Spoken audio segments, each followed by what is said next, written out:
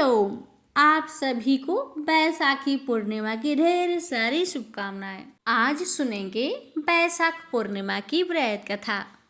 भक्तों, इस दिन मनुष्य को पवित्र नदियों में स्नान करना चाहिए। सत्तू, मिठाई, वस्त्र आदि का दान करना चाहिए। श्री कृष्ण के बचपन के सहपाठी सुदामा जब द्वारिका उनसे मिलने गए तो उन्होंने सत्य विनायक व्रत का उनको विधान बताया। इसी व्रत के प्रभाव से सुदामा की सब दरिद्रता जाती रही तथा वह अत्यंत ऐश्वर्यशाली हो गया। इस दिन धर्मराज जी की पूजा की जाती है। इस दिन जल से भरा नया घड़ा दान करना चाहिए। तो आइए अब सुनते हैं बैसाखी पूर्णिमा की कुछ पौराणिक कथा। इन कथाओं को बैसाख पूर्णिमा के दिन अवश्य सुनना चाहिए। प्रेम से बोलिए लक्ष्मीपति विष्णु भगवान की जय, श्री गणेश भगवान की जय। तो आइए भक्तों, पहले हम सुनते हैं गणेश जी की कथा। गणेश जी महाराज आप सभी भक्तों का व्रत को सफल करें, हर मनोकामना को पूर्ण करें। जय श्री गणेश। ये बात उस समय की है जब सोने की लंका और धन के मद में चूर कुबेर स्वयं को सबसे अधिक धनवान दिखाने के लिए गणेश जी को अपमानित करते हैं, तो गणपति उनके घमंड को कुछ समय में ही तोड़ देते हैं और उनके पूरे धन संपत्ति को तुच्छ साबित कर देते हैं। तो आइए इस कथा को संपूर्ण श्रवण करते हैं। ब्रह्मा जी के आशीर्वाद से गंधर्व कुबेर के पास सबसे अधिक धन और स्वर्ण था। इसके प्रदर्शन के लिए उन्होंने सोने की लंका बनवाई, जिसके बाद में उनके सौतेले भाई रावण ने हड़प लिया था। सोने की लंका बनवाने के बाद कुबेर अपने धन का प्रदर्शन करना चाहते थे। इसके लिए उन्होंने शिव जी को लंका में आमंत्रित करने का सोचा। वे कैलाश पहुंच गए, लेकिन महादेव शिव शंकर तो ध्यान में लीन थे। थोड़े देर बाद उनकी आंखें खुली तो वे कुबेर को देखकर उनकी मन की बात जान गए। कुबेर ने महादेव को प्रणाम किया और सोने की लंका में भोजन के लिए आमंत्रित किया। भगवान शिव ने कहा कि वे तो नहीं जा पाएंगे, लेकिन उनके छोटे पुत्र गणेश जी जरूर जाएंगे। कुबेर ने तय तिथि पर विभिन्न प्रकार के भोजन बनवाए। उधर गणेश जी भी मूषक पर सवार होकर लंका पहुंच गए। कुबेर को लगा कि सोने की लंका और धन संपदा देखकर गणेश जी बहुत प्रभावित होंगे और कैलाश पर इसका चर्चा करेंगे। कुबेर ने गणेश जी का सत्कार किया, फिर लंका भ्रमण का प्रस्ताव रखा।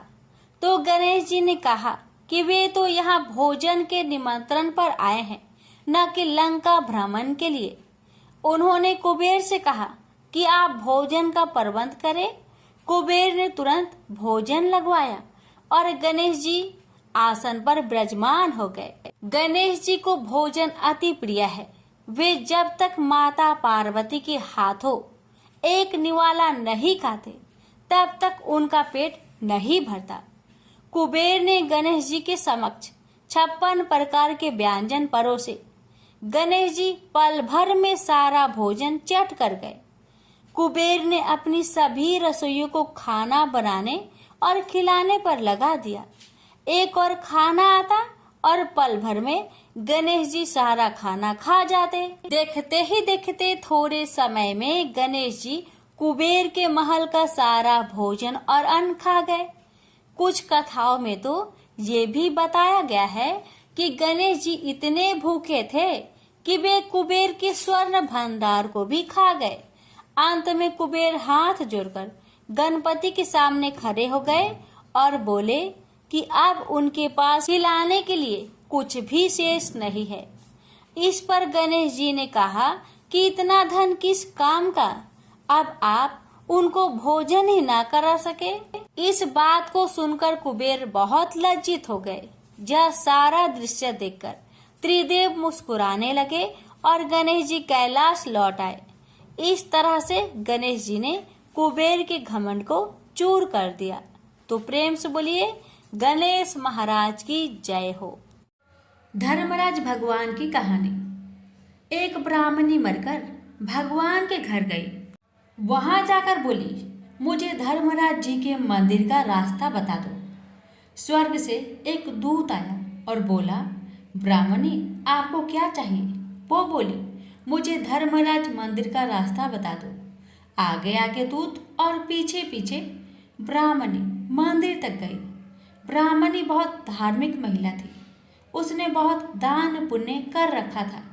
उसे विश्वास था कि उसके लिए धर्मराज जी के मंदिर का रास्ता अवश्य खुल जाएगा। ब्राह्मणी ने वहां जाकर देखा, वह बड़ा सा मंदिर, सोने का सिंहासन, हीरे मोती से जड़ित छतरी थी।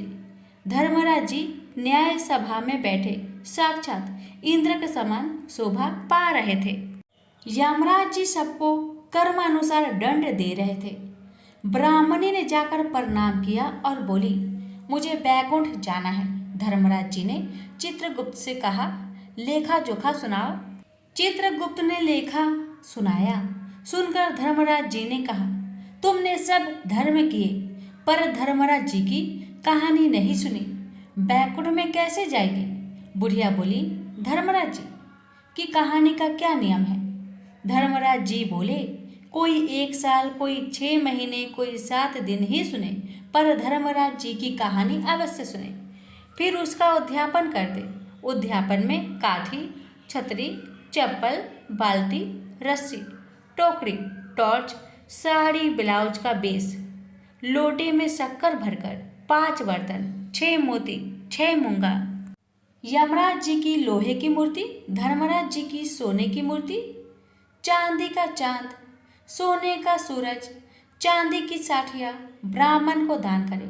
प्रतिदिन चावल का साठिया बनाकर कहानी सुने। यह बात सुनकर ब्राह्मणी बोली, भगवान मुझे 7 दिन वापस पृथ्वी लोक पर जाने दो, मैं कहानी सुनकर वापस आ जाऊंगी। धर्मराज जी ने उसका लेखा जोखा देखकर 7 दिन के लिए पृथ्वी पर भेज दिया। ब्राह्मणी जीवित हो गई। ब्राह्मणी ने अपने परिवार वालों से कहा कि मैं 7 दिन के लिए धर्मराज जी की कहानी सुनने के लिए वापस आई हूँ। इस कथा को सुनने से बड़ा पुण्य मिलता है। उसने चावल की साठिया बनाकर परिवार के साथ 7 दिन तक धर्मराज जी की कथा सुनी। 7 दिन पूरे होने पर वापस धर्मराज जी का बुलावा आया और ब्राह्मणी को बैकुंठ में श्री हरि के चरणों में स्थान मिला। प्रेम से बोलिए धर्मराज भगवान की जय। श्री सत्यनारायण भगवान की व्रत कथा। एक समय की बात है, नैमिषारण्य तीर्थ में सौनकादि 88,000 ऋषियों ने श्री सूत जी से पूछा, हे प्रभु, इस कलयुग में वेद विद्या रहित मनुष्य को प्रभु भक्ति किस प्रकार मिल सकती है तथा उनका उद्धार कैसे होगा? हे मुनि श्रेष्ठ, कोई ऐसा तप बताइए जिससे थोड़े समय में ही पुण्य मिले और मनोवांछित फल भी मिल जाए। इस प्रकार की कथा सुनने की हम इच्छा रखते हैं। सर्व शास्त्रों के ज्ञाता सूत जी बोले, हे वैष्णवों, मैं पूज्य आप सभी ने प्राणियों के हित की बात पूछी है, इसलिए मैं एक श्रेष्ठ व्रत को आप लोगों को बतलाऊंगा, जिसे नारद जी ने लक्ष्मी नारायण जी से पूछा था और लक्ष्मीपति ने मुनि श्रेष्ठ नारद जी से कहा था। आप सब इसे ध्यान से सुनिए। एक समय की बात है, योगीराज नारद जी दूसरों के हित की इच्छा लिए अनेकों लोकों में घूमते हुए मृत्यु लोक में आ पहुंचे। यहाँ उन्होंने अनेक योनियों में जन्मे प्राय सभी मनुष्यों को अपने कर्मों द्वारा अनेकों दुख से पीड़ित देखा। उनका दुख देख नारद जी सोचने लगे कि कैसा यत्न किया जाए, इसके करने से निश्चित रूप से मानव के दुखों का अंत हो जाए। इसी विचार पर मनन करते हुए वह विष्णु लोक में गए। वहां देवों के इस भगवान नारायण की स्तुति करने लगे, जिनके हाथों में शंख, चक्र, गदा और पद्म थे। गले में वरमाला पहने हुए थे। स्तुति करते हुए नारद जी बोले, हे भगवान, आप अत्यंत शक्ति से संपन्न हैं। मन तथा वाणी भी आपको नहीं पा सकती है। आपका यदि मध्य तथा अंत नहीं है। निर्गुण स्वरूप सृष्टि के कारण भक्तों के दुख को दूर करने वाले आपको मेरा नमस्कार है। नारद जी की स्तुति सुन विष्णु भगवान बोले, हे मुनि श्रेष्ठ, आपके मन में क्या बात है? आप किस काम के लिए पधारे हैं? उसे निसंकोच कहो। इस पर नारद मुनि बोले कि मृत्यु लोक में अनेक योनियों में जन्मे मनुष्य अपने कर्मों के द्वारा अनेकों दुख से दुखी हो रहे हैं। हे नाथ, आप मुझ पर दया रखते हैं तो बताइए कि वो मनुष्य थोड़े प्रयास से ही अपने दुखों से कैसे छुटकारा पा सकते हैं। श्री हरि बोले, हे नारद, मनुष्य की भलाई के लिए तुमने बहुत ही अच्छी बात पूछी है, जिसके करने से मनुष्य मोह से छूट जाता है। वह बात मैं कहता हूँ, उसे सुनो। स्वर्ग लोक व मृत्यु लोक दोनों में एक दुर्लभ उत्तम व्रत है जो पुण्य देने वाला है। आज प्रेम वश होकर मैं उसे तुमसे कहता हूँ। श्री सत्यनारायण भगवान का यह व्रत अच्छी तरह विधान पूर्वक करके मनुष्य तुरंत ही यहाँ सुख भोग कर मरने पर मोक्ष पाता है। श्री हरि के वचन सुन नारद जी बोले कि उस व्रत का फल क्या है और उसका विधान क्या है। यह व्रत किसने किया था? इस व्रत को किस दिन करना चाहिए? सभी कुछ विस्तार से बताए। नारद की बात सुनकर श्री हरि बोले, दुख व शोक को दूर करने वाला यह व्रत सभी स्थानों पर विजय दिलाने वाला है। मानव को भक्ति व श्रद्धा के साथ शाम को श्री सत्यनारायण की पूजा धर्म में परायण होकर ब्राह्मणों व बंधुओं के साथ करनी चाहिए। भक्ति भाव से ही नैवेद्य केले का फल, घी, दूध और गेहूं का आटा सवाया ले। गेहूं के स्थान पर साठी का आटा, शक्कर तथा गुड़ लेकर वह सभी भक्षण योग्य पदार्थों को मिलाकर भगवान का भोग लगाए। ब्राह्मणों सहित बंधु बांधवों को भी भोजन कराए। उसके बाद स्वयं भोजन करे और भजन कीर्तन के साथ भगवान की भक्ति में लीन हो जाए। इस तरह से सत्यनारायण भगवान का यह व्रत करने पर मनुष्य की सारी इच्छाएं निश्चित रूप से ही पूरी होती है। इस कली काल अर्थात कलयुग में मृत्यु लोक में मोक्ष का यही एक सरल उपाय है। इति श्री सत्यनारायण व्रत कथा प्रथम अध्याय संपूर्ण। श्रीमन नारायणे नारायणे नारायण, भज मन नारायणे नारायणे नारायण। श्री सत्यनारायण भगवान की जय। सूत जी बोले, हे ऋषियों, जिसने पहले समय में इस व्रत को किया था उसका इतिहास कहता हूँ, ध्यान से सुनो। सुंदर काशीपुरी नगरी में एक अत्यंत निर्धन ब्राह्मण रहता था। भूख प्यास से परेशान हुआ धरती पर घूमता रहता था। ब्राह्मणों से प्रेम करने वाले भगवान ने एक दिन ब्राह्मण का भेष धारण कर उसके पास जाकर पूछा, हे ब्रीप, नित्य दुखी होकर तुम पृथ्वी पर क्यों घूमते हो? दीन ब्राह्मण बोला, मैं निर्धन ब्राह्मण हूँ, भिक्षा के लिए धरती पर घूमता हूँ। हे भगवान, यदि आप इसका कोई उपाय जानते हो तो बताइए। वृद्ध ब्राह्मण कहता है कि सत्यनारायण भगवान मनोवांछित फल देने वाले हैं, इसलिए तुम उनका पूजन करो। इसे करने से मनुष्य सभी दुखों से मुक्त हो जाता है। वृद्ध ब्राह्मण बनकर आए सत्यनारायण भगवान उस निर्धन ब्राह्मण को व्रत का सारा विधान बताकर अंतर्ध्यान हो गए। मन ही मन सोचने लगा कि जिस व्रत को वृद्ध ब्राह्मण करने को कह गया है मैं उसे जरूर करूंगा। यह निश्चय करने के बाद उसे रात में नींद नहीं आई। वह सवेरे उठकर सत्यनारायण भगवान के व्रत का निश्चय कर भिक्षा के लिए चला गया। उस दिन निर्धन ब्राह्मण को भिक्षा में बहुत धन मिला, जिससे उसने बंधु बांधवों के साथ मिलकर श्री सत्यनारायण भगवान का व्रत संपन्न किया। भगवान सत्यनारायण का व्रत संपन्न करने के बाद वह निर्धन ब्राह्मण सभी दुखों से छूट गया और अनेक प्रकार की संपत्तियों से युक्त हो गया।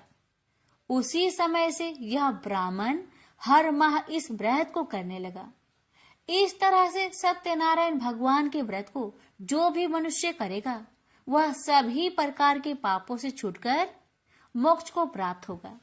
जो मनुष्य इस व्रत को करेगा वह भी सभी दुखों से मुक्त हो जाएगा। सूत जी बोले कि इस तरह से नारद जी से नारायण जी का कहा हुआ श्री सत्यनारायण व्रत को मैंने तुमसे कहा, हे वृपो, मैं अब और क्या कहूँ।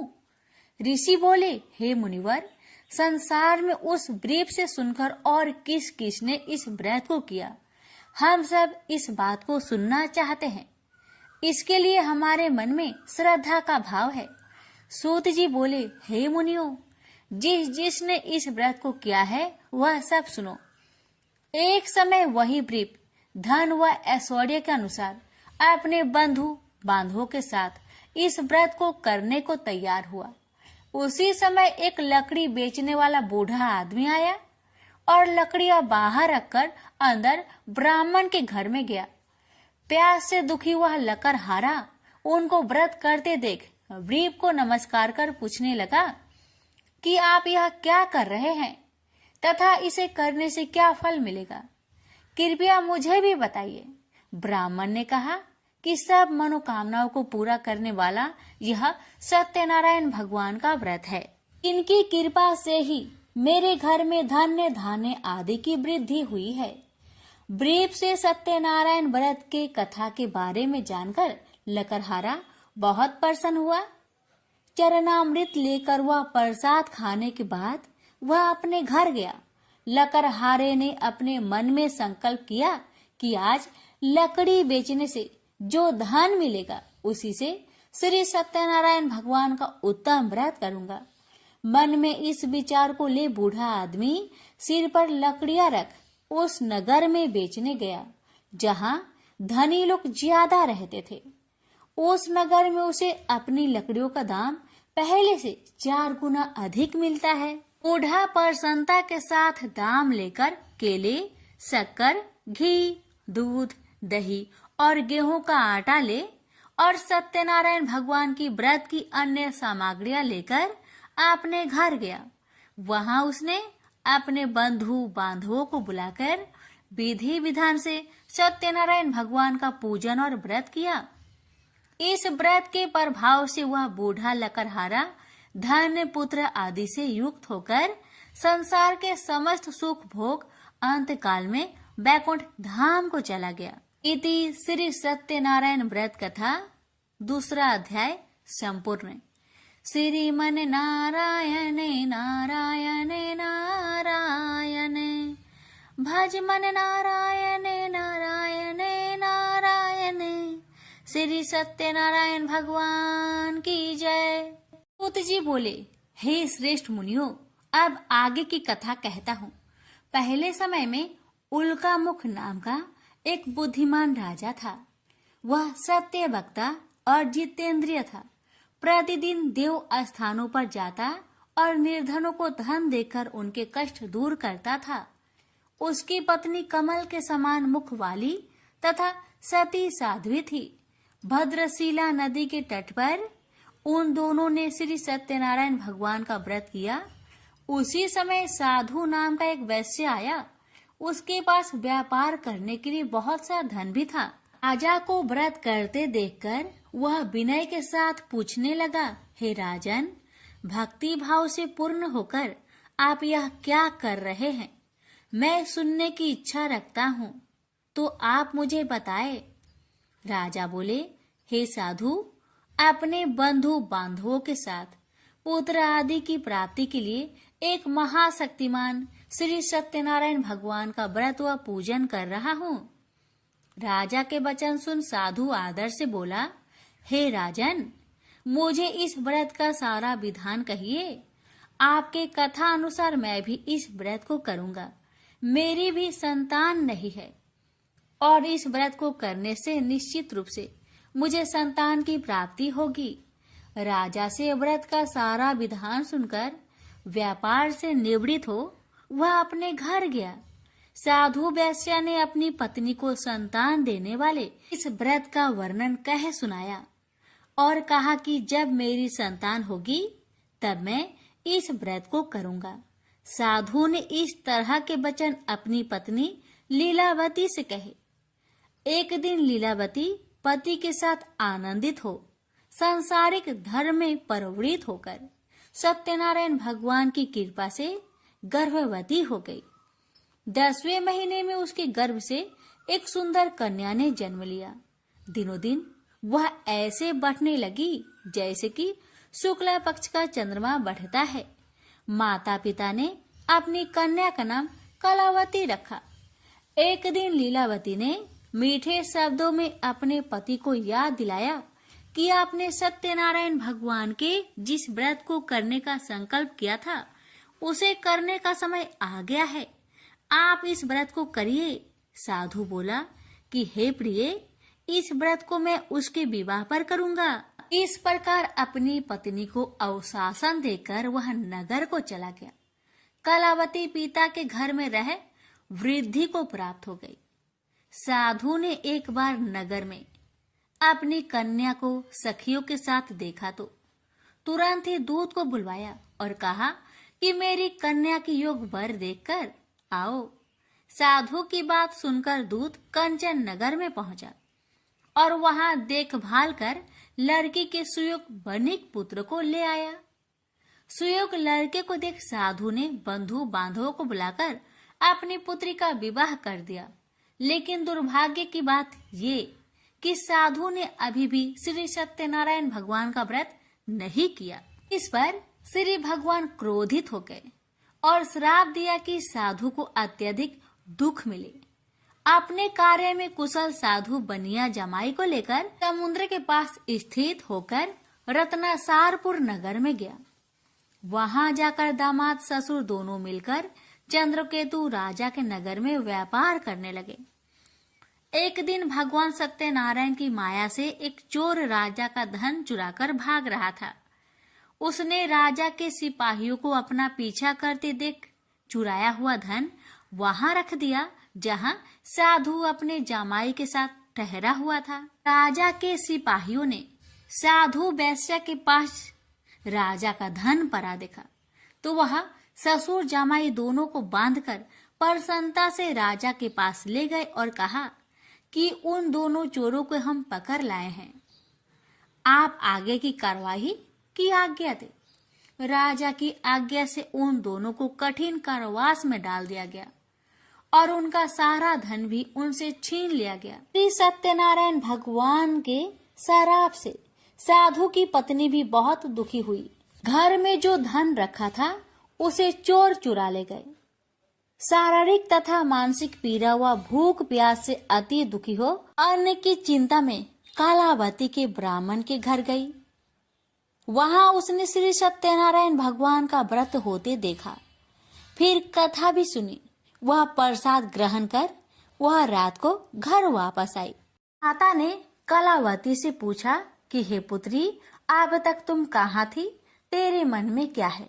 कलावती ने अपने माता से कहा, हे माता, मैंने एक ब्राह्मण के घर में श्री सत्यनारायण भगवान का व्रत देखा है। कन्या के वचन सुन लीलावती भगवान की पूजन की तैयारी करने लगी। लीलावती ने परिवार व बंधुओं सहित सत्यनारायण भगवान का पूजन किया और उनसे वर मांगा कि मेरे पति तथा जमाई शीघ्र घर आ जाए। साथ ही यह भी प्रार्थना की कि हम सबका अपराध क्षमा करे। श्री सत्यनारायण भगवान इस व्रत से संतुष्ट हो गए और राजा चंद्रकेतु को सपने में दर्शन दे कहा कि हे राजन, तुम उन दोनों वेश्या को छोड़ दो और तुमने उनका जो धन लिया है उसे वापस कर दो। अगर ऐसा नहीं किया तो मैं तुम्हारा धन, राज्य व संतान सभी को नष्ट कर दूंगा। राजा को यह सब कहकर वह अंतर्ध्यान हो गए। अतः काल सभा में राजा ने अपना सपना सुनाया। फिर बोले कि बानिक पुत्र को कैद से मुक्त कर सभा में लाओ। दोनों ने आते ही राजा को प्रणाम किया। राजा मीठी बानी से बोला, हे महानुभावो, भाग्यवश ऐसा कठिन दुख तुम्हें प्राप्त हुआ है, लेकिन अब तुम्हें कोई भय नहीं है। ऐसा कह राजा ने उन दोनों को नए वस्त्र भूषण भी पहनाए और जितना धन उनका लिया था उससे 2 गुना धन वापस कर दिया। दोनों बच्चे अपने घर को चल दिए। श्री सत्यनारायण व्रत कथा का 3रा अध्याय संपूर्ण। श्रीमन नारायण नारायण नारायण, भज मन नारायण नारायण नारायण। श्री सत्यनारायण भगवान की जय। सूत जी बोले, वैश्य ने मंगलाचार कर अपनी यात्रा आरंभ की और अपने नगर की ओर चल दिया। उसके थोड़ी दूर जाने पर एक दंड भेषधारी श्री सत्यनारायण ने उनसे पूछा, हे साधु, तेरी नाव में क्या है? अभिमानी बानिक हंसता हुआ बोला, हे दंडी, आप क्यों पूछते हो? क्या धन लेने की इच्छा है? मेरी नाव में तो बेल व पत्ते भरे हुए हैं। वैश्य के कठोर वचन सुन भगवान बोले, तुम्हारा वचन सत्य हो। दंडी ऐसे वचन कहे वहां से दूर चले गए। कुछ दूर जाकर समुद्र के किनारे बैठ गए। दंडी के जाने के बाद साधु वैश्य ने नित्य क्रिया के पश्चात नाव को ऊंची उठते देखकर अचंभा माना और नाव में बेल पत्ते आदि देख वह मूर्छित हो जमीन पर गिर पड़ा। मूर्छा खोलने पर वह अत्यंत शोक में डूब गया।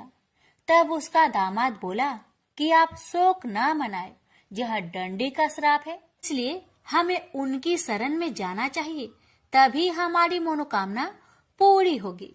दामाद की बात सुनकर वह दंडी के पास पहुंचा और अत्यंत भक्ति भाव नमस्कार करके बोला, मैंने आपसे जो असत्य वचन कहे थे उनके लिए मुझे क्षमा दे। ऐसा कहकर महान शोकातुर हो रोने लगा। दंडी भगवान बोले, हे बानिक पुत्र, मेरी आज्ञा से बार बार तुम्हें दुख प्राप्त हुआ है, तू मेरी पूजा से विमुख हुआ। साधु बोला, हे भगवान, आपकी माया से ब्रह्मा आदि देवता भी आपके रूप को नहीं जानते, तब मैं अज्ञानी कैसे जान सकता हूँ? आप प्रसन्न होइए, अब मैं सामर्थ्य के अनुसार आपकी पूजा करूंगा। मेरी रक्षा करो और पहले के समान नौका में धन भर दो। साधु वैश्य के भक्ति पूर्वक वचन सुनकर भगवान प्रसन्न हो गए और उसकी इच्छा अनुसार वरदान देकर अंतर ध्यान हो गए। ससुर जमाई जब नाव पर आए तो नाव धन से भरी हुई थी। फिर वही अपने अन्य साथियों के साथ सत्यनारायण भगवान का पूजन कर अपने नगर को चल दिए। जब नगर के नजदीक पहुंचे तो दूत को घर पर खबर करने के लिए भेज दिया। दूत साधु की पत्नी को प्रणाम कर कहता है कि मालिक अपने दामाद सहित नगर के निकट आ गए हैं। दूत की बात सुन साधु की पत्नी लीलावती ने बड़े हर्ष के साथ सत्यनारायण भगवान का पूजन कर अपनी पुत्री कलावती से कहा कि मैं अपने पति के दर्शन को जाती हूँ, तू कार्य पूर्ण कर शीघ्र आ जाना। माता के ऐसे वचन सुन कलावती जल्दी में प्रसाद छोड़ अपने पति के पास चली गई। प्रसाद की अवज्ञा के कारण श्री सत्यनारायण भगवान रुष्ट हो गए और नाव सहित उसके पति को पानी में डुबो दिए। कलावती अपने पति को वहां ना पाकर रोती हुई जमीन पर गिर गई। नौका को डूबा हुआ देख वह कन्या को रोता देख साधु दुखी होकर बोला कि हे प्रभु, मुझसे तथा मेरे परिवार से जो भूल हुई है उसे क्षमा करे। साधु के दीन वचन सुनकर श्री सत्यनारायण भगवान प्रसन्न हो गए और आकाशवाणी हुई, हे साधु, तेरी कन्या मेरे प्रसाद को छोड़कर आई है, इसलिए उसका पति अदृश्य हो गया है। यदि वह घर जाकर प्रसाद खाकर लौटती है तो इसे उसका पति अवश्य मिलेगा। ऐसी आकाशवाणी सुन कलावती घर पहुंचकर प्रसाद खाती है और फिर आकर अपने पति के दर्शन करती है। उसके बाद साधु अपने बंधु बांधवों सहित श्री सत्यनारायण भगवान का विधि विधान से पूजन करता है। इस लोक का सुख भोग वह अंत में स्वर्ग जाता है। इति श्री सत्यनारायण व्रत कथा 4th अध्याय संपूर्ण। श्रीमन नारायण नारायण नारायण, भज मन नारायण नारायण नारायण। श्री सत्यनारायण भगवान की जय। श्री सूत जी बोले, हे ऋषियों, मैं और भी एक कथा सुनाता हूँ, उसे भी ध्यान पूर्वक सुनो। प्रजा पालन में लीन तुंगध्वज नाम का एक राजा था। उसने भी भगवान का प्रसाद त्याग कर बहुत ही दुख प्राप्त किया। एक बार वन में जाकर वन्य पशुओं को मारकर वह बर के पेड़ के नीचे आया। वहां उसने ग्वालों को भक्ति भाव से अपने बंधुओं सहित सत्यनारायण भगवान का पूजन करते देखा। अभिमान बस राजा ने उन्हें देखकर भी पूजा स्थान में नहीं गया, न ही उसने भगवान को नमस्कार किया। ग्वालों ने राजा को प्रसाद दिया, लेकिन उसने वह प्रसाद नहीं खाया और प्रसाद को वही छोड़कर वह अपने नगर को चला गया। जब वह नगर में पहुंचा तो वहां सब कुछ तहस नहस हुआ पाया, तो वह शीघ्र ही समझ गया कि यह सब भगवान ने ही किया है। वह दोबारा ग्वालों के पास पहुंचा और विधि पूर्वक पूजा कर प्रसाद खाया, तो श्री सत्यनारायण भगवान की कृपा से सब कुछ पहले जैसा हो गया। दीर्घ काल तक सुख भोगने के बाद मरोना उपरांत उसे स्वर्ग लोक की प्राप्ति हुई। तो मनुष्य परम दुर्लभ इस व्रत को करेगा तो भगवान सत्यनारायण की अनुकंपा से उसे धन्य धान्य की प्राप्ति होगी। निर्धन धनी हो जाता है और भय मुक्त हो जीवन जीता है। संतानहीन मनुष्य को संतान सुख मिलता है और सारे मनोरथ पूर्ण होने पर मानव अंत काल में वैकुंठ धाम को जाता है। सूत जी बोले, जिन्होंने पहले इस व्रत को किया है, अब उनके दूसरे जन्म की कथा कहता हूँ। वृद्ध संतानंद ब्राह्मण ने सुदामा का जन्म लेकर मोक्ष की प्राप्ति की। लकरहारे ने अगले जन्म में निषाद बनकर मोक्ष प्राप्त किया। उल्का मुख नाम का राजा दशरथ होकर बैकुंठ को गए। साधु नाम के वैश्य ने मोर ध्वज बनकर अपने पुत्र को आरे से चीरकर मोक्ष पाया। महाराज तुंगध्वज ने स्वयंभू होकर भगवान में भक्ति युक्त हो कर्म कर मोक्ष पाया। श्री सत्यनारायण व्रत कथा का 5वां अध्याय संपूर्ण हुआ। श्रीमन नारायण नारायण नारायण, भज मन नारायण नारायण नारायण। श्री सत्यनारायण भगवान की जय। एक कन्या थी। जब वह थोड़ी बड़ी हुई और उसको समझ आने लगी, तब से वह तुलसी माता जी का पूजन करने लगी। उसके प्रतिदिन का नियम था कि तुलसी माता जी का पूजन करने के बाद ही खाना खाती थी। जब वह कन्या शादी के लायक हुई, तब उसके माता पिता ने उसकी शादी करवा दी। कन्या को उसके माता पिता ने दहेज में भी एक तुलसी का गमला दिया। ससुराल में वह प्रतिदिन सवेरे उठते ही पूजा करती, फिर उसके बाद ही खाना खाने बैठती थी। उसकी 2 जेठानियां थी। वो दोनों उसका मजाक उड़ाती थी कि बड़ी नियम धर्म वाली बनती है। उन दोनों को उससे बहुत ईर्ष्या होती थी, इसलिए वो दोनों तुलसी जी का गमला छुपा देती। वह कन्या बड़ी मुश्किल से गमला ढूंढकर लाती, अच्छे से पूजा करती और फिर खाना खाती। वह गमला ढूंढ कर ले आती तो एक दिन तो उसकी जेठानियों ने क्या करा कि गमला ही दूर फेंक दिया। कन्या ने खूब ढूंढा पर उसे गमला नहीं मिला। वह बहुत ही परेशान हो गई। उस दिन तो उसने खाना भी नहीं खाया।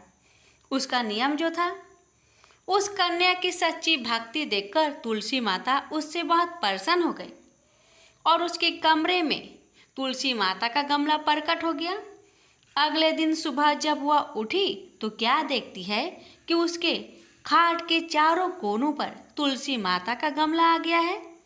यह देखकर वह तो बहुत प्रसन्न हो गई कि अब मेरी तुलसी माता को कोई चुरा नहीं सकेगा। पूजन करने के लिए भी मुझे कहीं जाना नहीं पड़ेगा और कोई मेरी तुलसी माता को फेंक भी नहीं सकेगा। वह तो जल्दी से उठकर स्नान करती और तुलसी माता का पूजन कर लेती। जब वह खाना खाने बैठी तो उसकी सेठानियाँ मजाक करने लगी कि लो, देवरानी का तो नियम धर्म टूट ही गया। उससे पूछती है कि तुलसी जी की पूजा कर ली क्या? देवरानी धीरे से बोली, हाँ कर ली। जेठानिया बोलती है, कहाँ से कर ली पूजा? गमला तो फेंक दिया था। देवरानी कहती है, देख लीजिए मेरे कमरे में तुलसी जी स्वयं प्रकट हुई हैं। जेठानिया देखकर बहुत शर्मिंदा हुई और बोली कि देवरानी, तेरी भक्ति सच्ची है, हमने तुझे बहुत परेशान किया, हमें माफ़ कर दो। देवरानी दिल की अच्छी थी, इसलिए उसने अपनी दोनों जेठानियों को माफ़ कर दिया। तो प्रेम से बोलिए, तुलसी महारानी की जय।